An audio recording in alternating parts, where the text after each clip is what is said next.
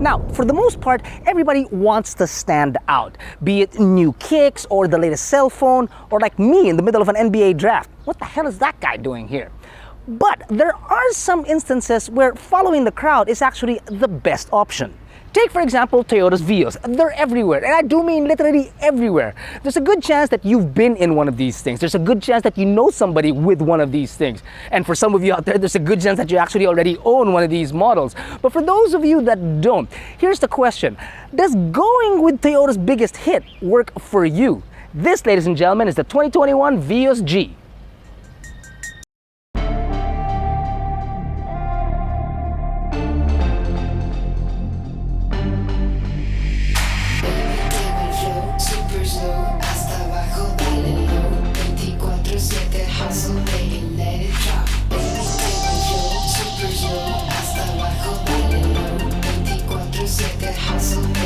Now, the previous generation Vios had a lot of people up in arms about it because of its design. Some people liked it, but for the most part, people were like, yeah, not so much. But this time around, this particular refresh, well, it brings to it a sort of like more mature look to it, sort of like Camry-esque. Is that even a term? Up front, you have LEDs everywhere. The configuration here is similar to that of the Altis, and it gives a very smart and modern look. The fog lamps are surrounded by glossy plastic with a cut that adds aggression to the front clip, and more glossy plastics in the grille in a shape familiar to that of the Camry. See? The glossy plastics too do add sort of like a premium feel to it, more so than the other variants down the line. Under the hood, you are looking at a 4-cylinder, 1.5-liter gasoline motor that produces 106 horses and 140 Nm of torque mated to a CVT, which in total will give you pretty much a smooth driving experience. But don't expect a thrilling engine response demand for it. That being said, it does the job very well. Now on the highway, it can get 21 kilometers per liter, more so at about 23 if you're like mainhin with the throttle. In the city where traffic is building up, yay, traffic that we all love, it does about 8 kilometers per liter. So really, for a car at this price point and in this range, it's just about par.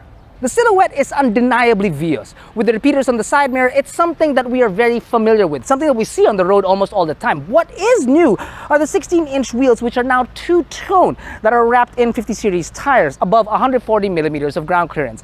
Everything else is really, like I said, very familiar, except for one little flex that I'd like to show is that there are disc brakes all around. For a car at this price point, that's pretty darn good.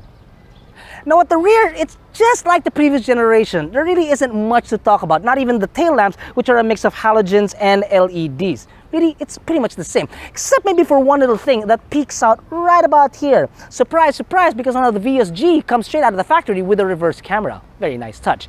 If you open her up, you are looking at 326 liters of very usable space in a very tiny car.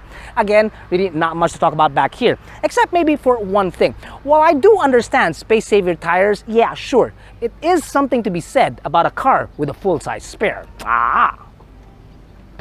Now, the rear of the Vios, most of you might already know what it's like back here. You've got good leg room. Elbow room is actually pretty okay for 2 adults. If you cram in a third person, might not be that big of a problem because there is no tunnel in the center to speak of. This thing's like the Suez Canal. Okay, maybe I over-exaggerate, but you catch my drift. The headroom, nothing spectacular for much taller passengers back here. So for long drives, like let's say from Batangas to La Union, taller passengers might have a bit of an issue with that. The seats are actually pretty soft, which is nice, and the material is actually pretty nice too.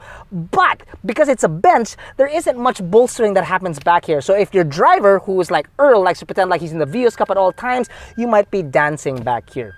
Unfortunately, there are no toys back here to speak of, like none. There's no center armrest, no air vents, no charging points, just bottle holders and speakers on either door, and really, that's about it. Oh, there are pockets back here, but I don't know if that counts as toys. Is it just me or does this thing look like a PS5? I wouldn't know, I don't own one. The front seats are fairly comfortable, no complaints. The steering wheel too, built sturdy, no complaints either. I just wish that the steering wheel was telescopic. Unfortunately, it only moves kinda up and down, and it's really, really close to the instrument cluster. So not a problem for shorter people like myself, but for taller drivers like Jack, yeah, he kinda looks like a 2000s Racers when he drives this thing. Oh, and another thing that you'll notice is that the instrument cluster is not exactly centered to the steering wheel. It's a little bit askew, one would say. I don't know if you can see it on camera. You might actually have to see it in the dealership itself. But really, once you do, you cannot unsee it and your OCD will really kick in. It's just a little off. You got your air controls here, which are pretty easy to understand. They're very well laid out. Your cup holders found down below, right beside a golf ball textured God knows what plate, which scares the crap out of Jack, really. You've got your 12-volt socket here in a very odd place, right next to the drifting mechanism.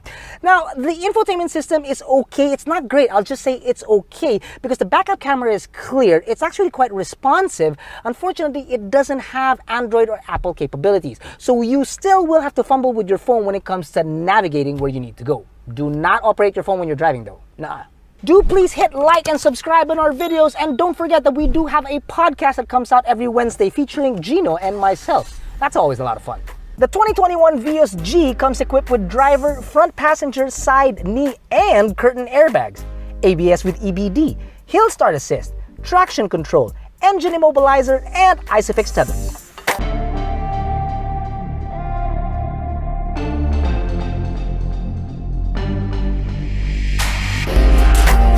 Now, the way the CVT delivers power is actually pretty smooth. It'll get you where you need to be, obviously. But the power and acceleration, yeah, don't get way too excited about that. Yes, this is a Vios, but it is not a Vios Cup car. So you need to chill. You need to have a coconut smile when you drive this thing. God, I wish I was being paid to say that. It handles well for what it is. The steering is passable. It's got good weight, it's not numb, and it's not tiring to drive, which is always obviously important. It's good inside the metro, but I gotta say, it's probably much easier to drive on the highway or when you're going in a straight line at 100 kilometers per hour. Speaking of which, the NVH is actually quite a pleasant surprise. We didn't mind it at first because we were inside the city, inside the metro, but on the highway, we were like, what's going on? We can't hear anything. I'm not saying that it's a German automobile where it's absolutely dead inside the car, no. But it's actually pretty darn quiet. Now, I know what you're gonna say. Kako, it's just a Vios. It's nothing spectacular, but that's just it. It may be a car that a lot of people will think that it's just for A to B, those 2 points and not much else. But that's exactly why it's built, because it won't fail you from getting from point A to point B. And in this case, it does it in a whisper. So that is not bad. That's pretty impressive if you ask me. That being said, it could use just a little bit more flair. The interior inside the cabin when you're driving, as a driver, you feel just a little bit of blah, a little bit plain, a little vanilla, which is what Toyota has been, well, guilty of. So I wish there was just a little bit more up front. But I'm not complaining. No, I'm not complaining. I'm just wishing there was a little bit more. You see what I'm saying? All in all, it's easy to see why so many people lean towards the Vios. Very easy to see. If tech is not exactly your strength and not something that you're looking for inside a car, then the Vios is definitely going to be a safe bet. And not just a safe bet, because this is an extremely safe car.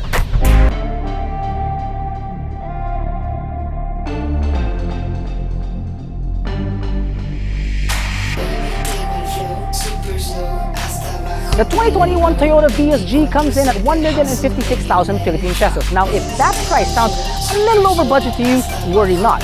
Do visit autodeal.com.ph and check out the very many variants available for the Vios with a budget that is tailored to your needs.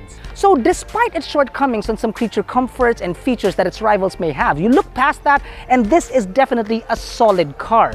It's got a good ride, smooth power delivery, and a quiet cabin. It's not hard to see why so many people spend their hard-earned money on this particular automobile.